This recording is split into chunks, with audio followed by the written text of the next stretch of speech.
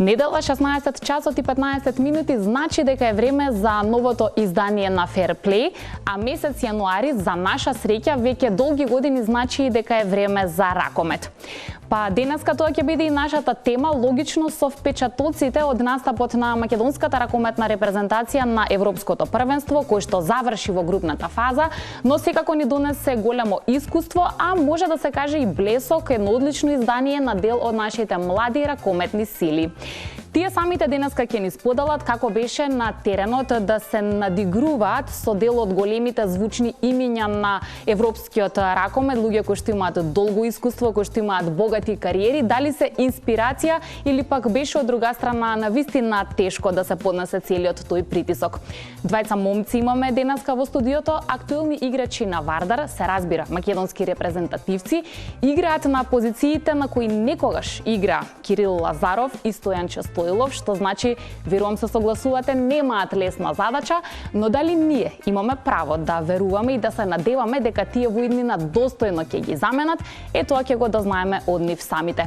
Ве канам во следните минути да останете на телна и да бидете со нас во Fair Play. Мои денешни гости се Томислав Јагориновски и Милан Лазаревски.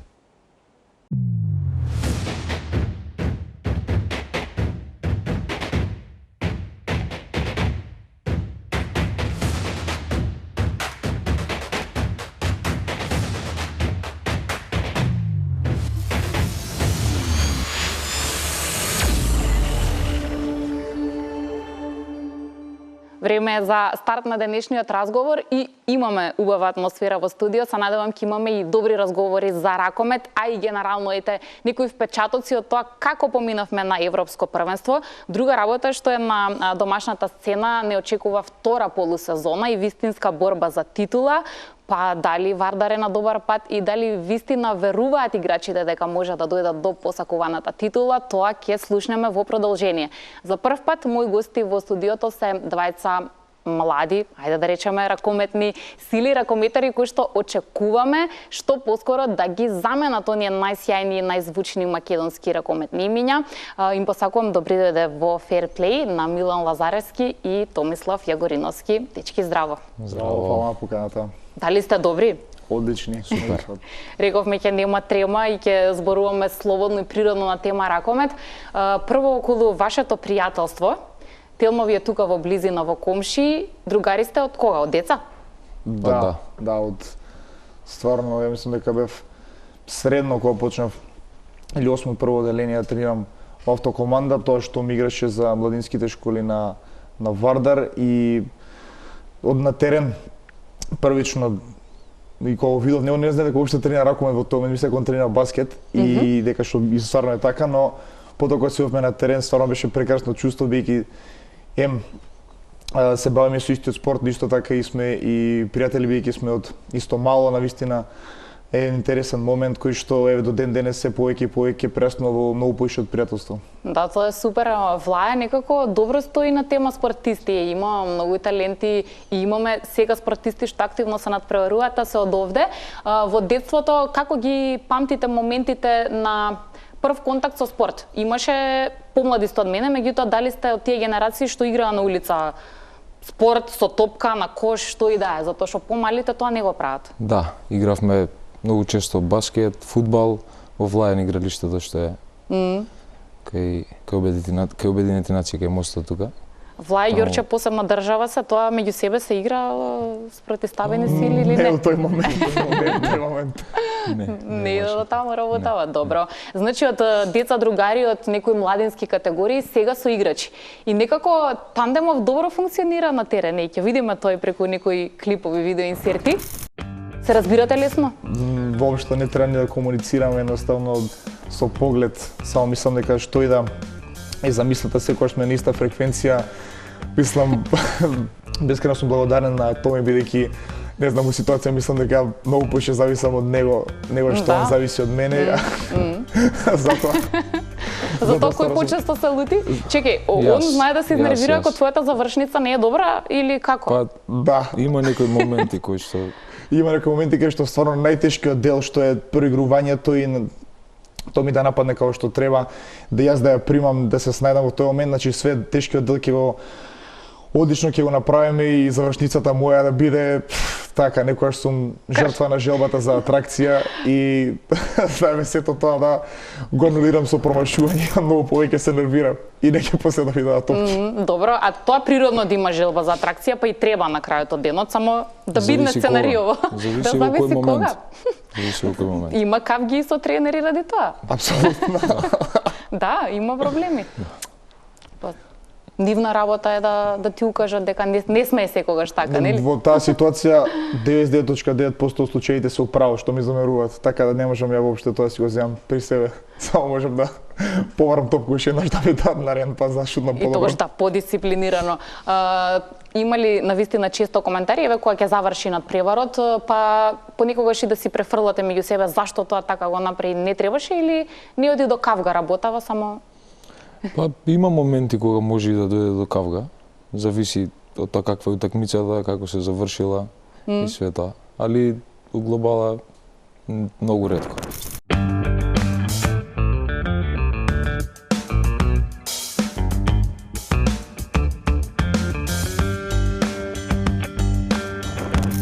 Го помните ли моментот кога конечно веќе беше дефинитивно одлучено кој на која позиција ќе игра? На Милан му кажаа дека требало да се поправи. Колеги во режија, се шегувам. Меѓутоа, сигурно дека и конституцијата, природата на човек до некаде одредува некои работи, меѓутоа и техниката е дел од целава приказна. И сега како беше таа?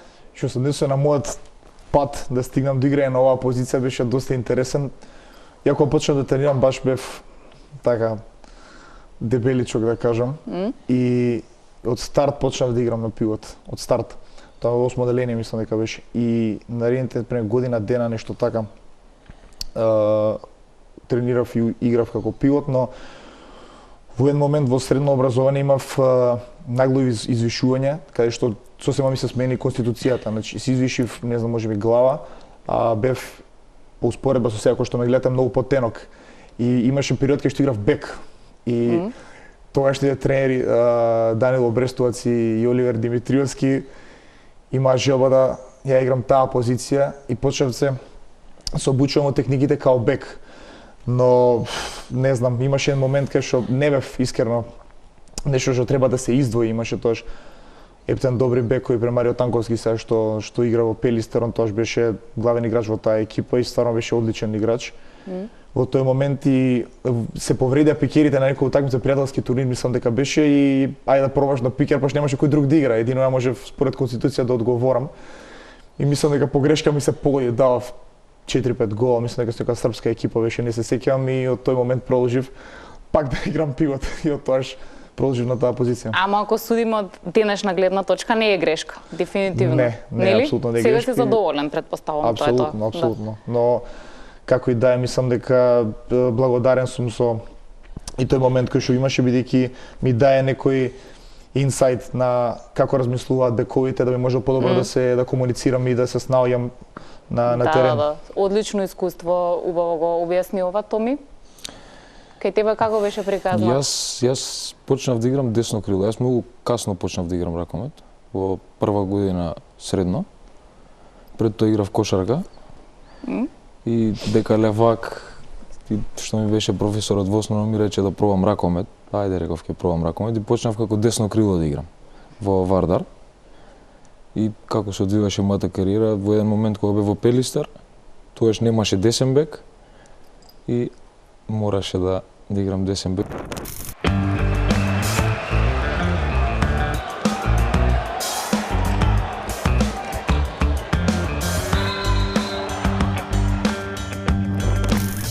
Столе Стоилов, затоа што јавноста знае колку и во овие моменти е ангажиран околу Вардар и случувањата таму.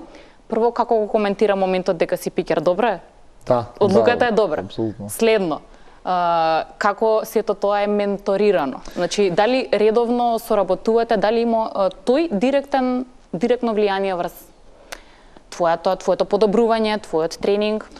Прво би сакал да се навратам на првата констатација дека што ја кажам, мислам дека јавното знае, но мислам дека не во целост. Мислам дека многу повеќе он е ангажиран, инволвиран во се што се случува во нашиот клуб и повеќе од тоа. И за тоа сме му ние многу благодарни. Мислам дека колку и што добива пофалби и поддршка за тоа, сметам дека на моменти треба и повеќе од тоа што он го добива. А што се однесува на второто прашање, и лани уште кога дојдов, сепак он беше еден од носителите на екипата и можеби немаше во тие моменти толку многу време да ми посвети, бидејќи беше фокусиран на неговата игра и играше, да. Што може по-добро светло да се покаже, но сега гледајќи од овој аспект кога има он сосема друга улога во екипата, значи апсолутно бесценето знаење кој ми пренесува секој ден, значи нон-стоп на секоја ситница обрнува енормно внимание, мислам дека тоа и го правил во неговата играчка кариера, што било нужно за да го постигне успехот што он го постигнал и нон-стоп да се коментира тоа дека јас можеби би можел да бидам неговиот наследник и да играм на нивото кој што тој го играл, така да за мене тоа представува исклучително голема чест и голем презвик кој што со расширени раце го прифаќам и да, како ти изгледа од сега, во смисла дали е тоа нешто достижно, супер е толку близко до себе да имаш звезда од таков размер, играч од таков размер, од друга страна свесен си колку чекори има додека ти да стигнеш до тие негови блескави изданија и сега ти се чини тоа возможно, достижно? Секако како што некој што се бави цел живот со ова спортски да сакам да го постигнам тоа, можеби некогаш и повеќе. Значи тоа мислам дека е нужно за успех на еден спортист, но како и да е станува збор за колективна игра, за колективен спорт и мислам дека многу повеќе фактори влагаат во предвид за успехот, да кажам, условно кажам, еден играч. Да, бидејќи не е само он во екипата, дека куп други фактори се взимаат во предвид и не знам, мислам дека многу коцкички треба да се поклопат за да дое поединецот до израз, но мислам дека кога што оди работата дека тоа ќе биде апсолутно достижно и дека ќе биде се ворет. Ти немаш гајле, то ми дека е тука топки добри, да. Вистина за тоа апсолутно се согласувам. Двајцата секако ќе ми кажете сега малку и за соработката со селекторот, меѓутоа прв ќе биде Томи заради позицијата. И таму имаме веројатно директно советување. Сите добиваат совети, меѓутоа специфично е кога веќе некои долги години бил број 1 што се однесува до играта на таа позиција и може ли да се научат многу добри работи директно од Кирил Лазаров? Нормално дека да, како што каже, еден од најдобрите во светот на таа позиција. Добиваме многу совети, поготово јас како десен бек, само што за мене да речеме можеби малце потешко бидејќи он беше друг калибар на играч кој што јас играм малце различно од тоа што тој играше, но се трудам да ги прифатам тие совети како што треба и да бидам се подобар во тоа што ми кажува. Он што го правел тоа е за мене стварно премногу тешко јас да го направам. Пошто јас имам некој друг стил на игра и нешто друго правам, но се трудам се што ќе ми каже да пробам да го направам. Тоа што може и тоа што влегува во рамки на твојата игра. Милане, ти малку да ми дадеш коментар околу соработката генерално со Кирил Лазаров. Знаете, свесни сте дека нашата јавност, освен што ја коментира вашата игра и како изгледаме на терен, периодов и како многу се бавеше со Кирил Лазаров, па каква личност е тој, па каков селектор е тој и така натаму, но единствено вие сте тие што знаете како е да се соработува тет-а-тет со него и веројатно е супер да можеш со поранешен играч од таков ранг да соработуваш и да бидеш под негово менторство. Секако дека е задоволство да се работи со некој кој што има такво CV како што има он. Да, мислам дека и премногу јавноста знае да биде жестока со своите критики. Мислам дека да, окей, секој си има право на збор, аналитичарите секогаш си го имаат правото на тој збор, но мислам дека не секогаш и очекувањата се согласени со можностите кои што моментално се располага македонскиот ракон. Мислам, не би сакал да звучам песимистички, поготоа мислам го покажавме тоа на последната утакмица со Швајцарија, но како и да е, он е професионалец, он има победнички менталитет и јас например се уверив бидејќи прв пат соработувам со него дека огромно внимание посветува на детали, на припремата за утакмици и бара посветеност максимално неговите играчи кои што им дава и кураж, така да апсолутно сум среќен и задоволен и сметам дека во поголем дел дека одговорив на довербата која што беше укажана. Дали ви е тоа тешко баш тоа е зборот, тешко да одговорите на барањата на селекторот, затоа што тој самиот вакви изјави дава, да, јас не можам да сакам да губам, не можам да сакам таков менталитет да има репрезентацијата, сакам победа, сакам победување, таков став, таков менталитет, но тоа ви врши некаков притисок или не е притисок, туку и кај вас се пренесува таква некоја желба да... Па мислам дека нимаце тоа не треба да ни биде тежнувачка околност, мислам дека како и секој спортист без разлика на кој да е противникот, колку и тоа на моменти да изгледа нереално, колку што изгледаше против Франција и против Германија, сепак треба се стремиме ние кон победа, без разлика кој е противникот, бидејќи само преку тој мајндсет ние можеме да опружиме најдоброто од нас, значи да покажеме во најдобро светло, а што тоа ќе произлезе, кој ќе биде епилогот на таа утакмица, конкретно или во таа ситуација, тоа не е ни више во наша контрола, но само што преостанува нас е да имаме голема желба и да се покажеме најдобро светло, а што ќе биде исходот, тоа ќе покаже само време и ние од тоа ќе се ориентираме и ќе продолжиме да работиме во зависност од што ќе ни биде укажано.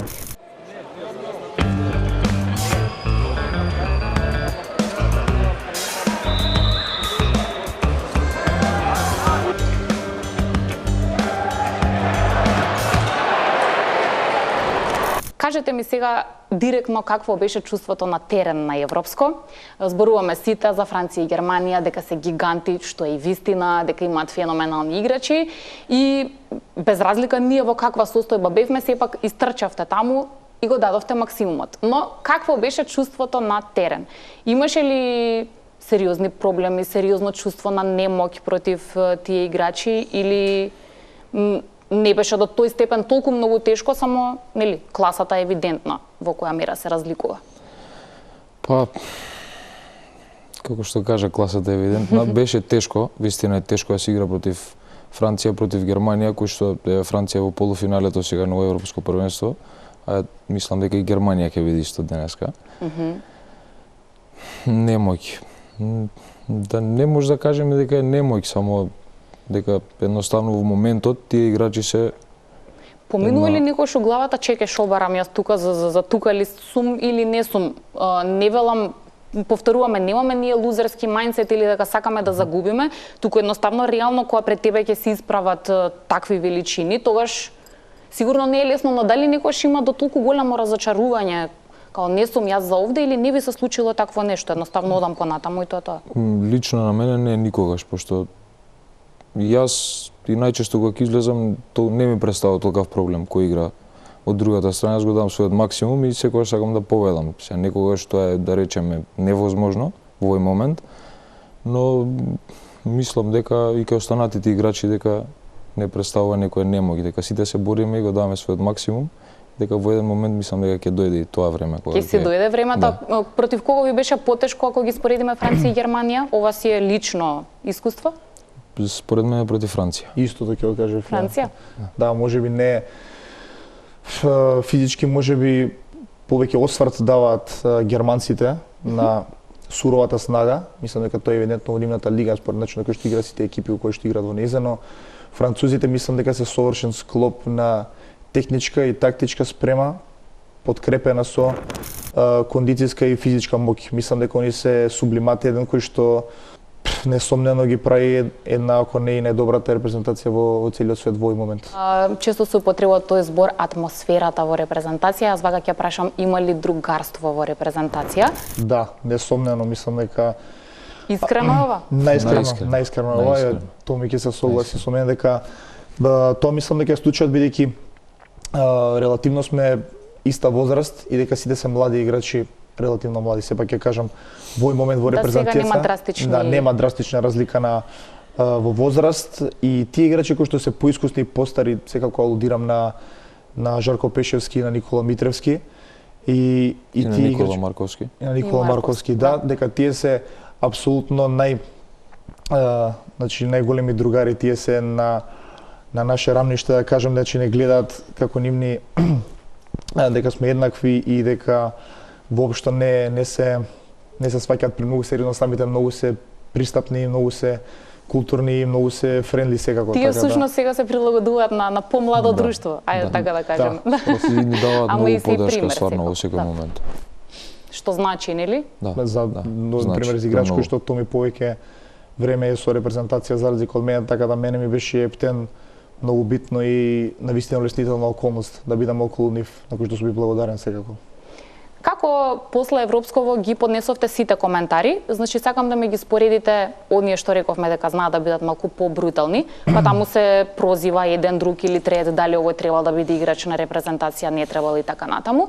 Ама да ги прокоментирате и оние добрите, затоа што речи си секој од вас си имаше по некој блесок на теренот за кој што ние секако сакаме да, не знам, да го акцентираме и да веруваме дека е супер, на добар пат сме. Јас искрено не читам коментари, немам. Не читаш? Па немаш социјални мрежи. Да ги читам, немам социјални мрежи. Добро. Али вака кога чита некој, ако чита, ако наслушна, мене ми е искрено ми е смешно тоа што се коментира. Не знам, не досега до мене воопшто. Тие лоши коментари, пошто има коментари од многумина кои ни воопшто ни одблизу немаат контакт со ракомет прво. Така? Да, точно така. А пофалбите? Па пофалбите секогаш се добро дојдени. Има ли некој од кој што ви е посебно драго? Не знам, одиш низ мало, појма немам, одиш до продавница или одиш негде кај што ти е омилено место да јадеш, да пиеш кафе и сега некој ќе те препозна и ќе рече браво, беше супер, те гледав. Има такви моменти што знаат да ви донесат радост? Па има, да, сега во тој момент се чувствуваш многу убаво дека сепак си направил нешто добро за Македонија и за репрезентацијата на Македонија и во тој момент е стварно убаво чувството кога ќе ти каже некој, така ќе те сретне дека го забележал тоа. Добро, да, дека ве препознаваат веќе во доволна мера? Па, да. Искрено за мене е нов момент. Беше тоа, али не можам да кажам дека не е добре дојдам. Да одиш негде и нигде никаде коментар за играта. Навистина нов, али многу интересен момент. А што да се надоврзам само на Томи за тоа што го кажа, и ја не обрнувам премногу внимание, пошто Фејсбукот не го користам, а на Инстаграм нема премногу места каде што можеш да читаш коментари, ама има другари кои што ми се од најтесниот круг, они имаат да осеќаат вајде нека обрска да пратат некои такви работи, ако нешто вреди да се издвои секако и за негативно и за позитивно, ќе ми го спомнат или ќе ми го пратат, но не можам ни целосно да замерам на македонската публика и пак мислам дека таа е многу емотивна, мислам дека има високи очекувања за нас, кои што и ние имаме високи очекувања самите себе си, тоа не можам да замерам, но начинот на кој што можеби тоа некогаш го пренесуваат не е најсоодветен. И знае да биде на лична основа, значи на тие елементи мислам дека треба да се изостават целосно. Значи, окей, нема проблем, ние тоа што го правиме е јавна работа и секој дека сме подлегнуваме на критики, дали биле позитивни или негативни, но мислам дека има тоа време и начин на кој што треба да се чини, но секако не може да замериме, едноставно ни не обрнувам јас исто така премногу внимание што се однесува и за позитивни и за негативни работи, конкретно и за негативните.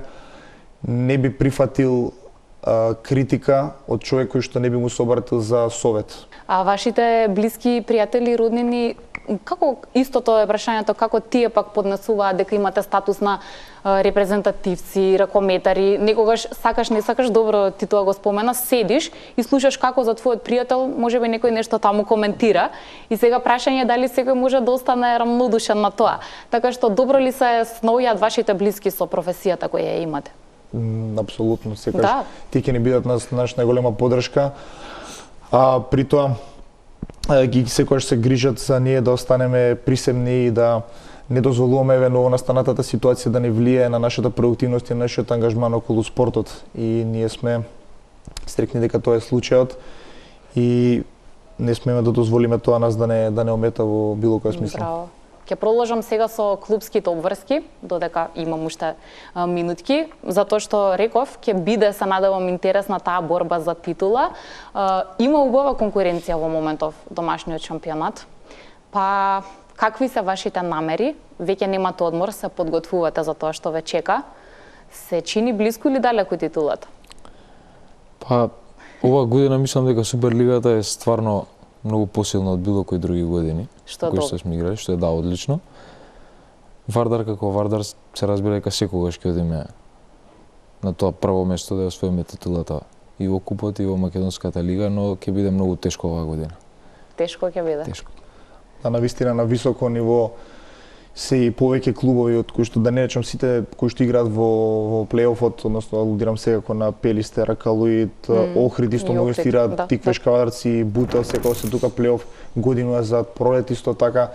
Значи баш мислам дека е за сеопшто добро што повеќе клубови се зајакнуваат и имаат инвестиции кои што може да справат добра екипа и мислам дека на тоа на крајот од денот ќе биде апсолутен придонес за македонскиот спорт. И може би на крајот денот и македонската репрезентација, така да биде подобра. Да, секако дека нас покрај тоа што сме ние ривали на терен, секако дека ни е желба да растат што може повеќе македонски клубови и во отсуство на Вардар на европската сцена, дали тоа било Лига шампиони, Лига Европа, секако дека ние навивавме за Пелистер во Лига шампионите и за Алкалуит во Лигата на Европа, бидејќи во ниедна околност не сакаме ние да не успее македонскиот клуб на било кое поле. Па дали тоа биле Вардар или бил некој друг клуб, сега за македонскиот ракомет сме најголем поддржувачи. Убаво ова што го кажа, затоа што секој македонец би требало вака да размислува, без разлика за кој клуб навива, тоа е супер, секој има свој клуб, но на меѓународна сцена треба да си ги поддржиме нашите представници. Против кој очекувате сепак да биде најтешко во оваа втора полусезона? Да, Еврофарм Пелистер можеби најголемо ривалство имате со нив, меѓутоа дали тоа значи дека со нив ви е најтешко на терен или пак можеби Алкалуит, Охрид, некој друг предизвикува поголеми проблеми? Па против Пелистер се разбира, дека е најтешко, да. Значи освен атмосферата целосна и самата игра против нив. И самата игра, да, против нив е најтешко да се игра. По оваа година мислам дека ќе има многу потешки утакмици. Заедно со Пелистер. Да? Такви се очекувањата, добро? Па игравме, например, со Алкалуит, игравме на струшкиот турнир, игравме со Пелистер. 3 пати го за Суперкупот и 2 пати во првиот дел од сезоната, но сепак мислам дека тоа беше релативно рано за било која од овие екипи да биде на потребното ниво, што се најсо го темпираат формата за плейофот да бидат во зенитот кој што располагаат. Мислам дека ќе биде стварно тешко, но ние сме спремни за предизвикот, исто така воопште да не дојде до прашање дека ќе бидат тешки утакмици и Охрид на гости, Тиквеш Кавадарци исто на гости, стварно екипи кои што сериозно инвестираат во нивното развивање и дека ни во еден момент не треба да се потценат. Да не е тоа вака лесно одиме таму и добие на надпреварот. Ве разбирам, значи таму е напорно и таму е сериозен предизвикот. Ајде малку сега да ми кажете, освен ракомет, за ракомет ве прашувам многу, што друго сакате, што друго правите? Тренирате во клуб во својот град, што е од една страна привилегија. Па, што тоа значи за вашето слободно време и за некои други активности? Има ли време и за нешто друго што сакате да го правите? Се разбира дека да, имаме слободно време во кое што исто одиме со нашата фамилија, што е привилегија, што некои други играчи го немаат кои што играат надвор од нивниот град. Исто играме многу често на компјутер, заедно. Заедно играте? Да. Ова е интересно, добро? Заедно. Игрици он мрежно, Counter Strike-ови, такви работи? Таа конотација. А не сте единствени спортисти, ова ми е многу интересно. И во други спортови и други спортисти кажуваат дека таму има некој вентил за, не знам, за забава, за хоби, разонода. Не размислуваш во тој момент толку многу за спортот, во некој друг свет се влегуваш. Ја, например, можам да кажам дека имам доста монотоно, да кажам, секојдневие, бидејќи па дека по режим сум се, значи имам скроз све ми испланирано во секој момент од денот и не сум некој најголем љубител на премногу излегување, што не сум. Кога јадеш, кога пиеш, кога спиеш, тоа во таа смисла ред, војнички. Да, и дека сем тренизите кои што ни се обврска, негувам да бидам дома у лежачка позиција колку што можам повеќе, не сум некој најголем фан на ручеци, на кафе после или пред тренинзи, така да од тој аспект мислам дека по рутина ептенжувам и тоа моментално мислам дека ми враќа со плод и ќе продолжам да си го практикувам тоа и едини мислам начин на кој што така моци знам да се релаксирам е со колегите од клуб кој што не е само Томи, има тука повеќе што така друга руа во дигиталниот свет, да. Дигитален свет. Инаку да ни биде не смем кажале на гледачите дека имаш некој талент скриен за временска прогноза читање. Дека тоа ти е интересно, никош треба пробаме, знаеш. Може добро ќе биде. па кој гледам тука со атмосфера у студио, мислам дека комотно би се снашол како метео презентер или презентер на вести. Ај Нешто пробај малку така. две реченици, кажи. Какво ќе биде време сутре? Умерено облачно. Мора картата да му извадите. Картата сега да, нема да, добро ништо. Ова сте вие двајца, игнорирај тоа. Како биделе речениците? Во западниот дел од државата очекуваме благи домерени врнежи со некој си трага на снег во вечерните часови. Овој период од денот се очекува да биде тоа малку поинтензивно за време на периодот од сабота и од недела. Температурите ќе се движат од 7 степени во утрешните часови до 15 степени за време на вечерните, кој што може да видиме, нема премногу разлика во времето што се однесува на југозападниот дел од Македонија, едноставно еден ладниот бранд кој што доаѓа од северниот дел, кој што ќе завземе, се движи на кај Грција, ќе завземе цело. Ја мислам, треба да се засекираат колички од метео дека некој работата ќе ми ја земе. Не, добро, интересно ми беше дека реагираше на атмосфера во студио. Има и други колеги твои или спортисти, они реагираат на моментот читање вести, таму на тој пулт, така да не си единствен. А морам да Има читам, таленти. да читам вестите, не може да ги кажувам слободно.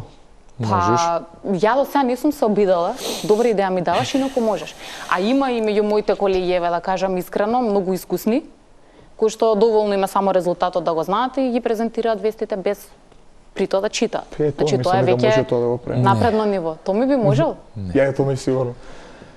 Заедно ќе може спорт да држиме. Може, ја Спорт, мислам, да. да, спорт, тоа да. е тоа, Тоа е спортски, да, Ја мислам спортски. некои други вести Не, тука нешто. спортски вести.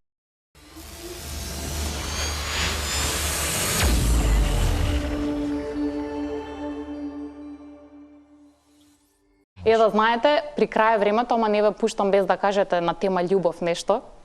Тоа ми е многу актуелен по нашите портали. Не, прво Милан ќе раскажува.